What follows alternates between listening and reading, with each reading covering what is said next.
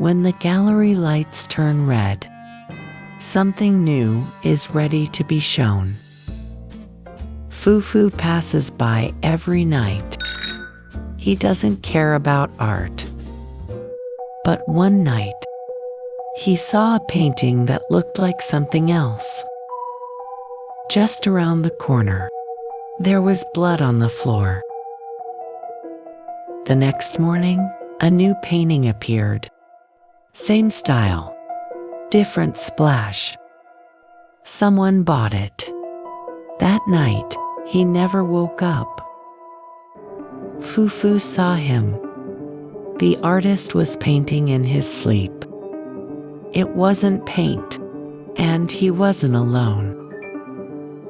Each painting shows a death, and there will be more. Fufu saw it all, but no one would ever know.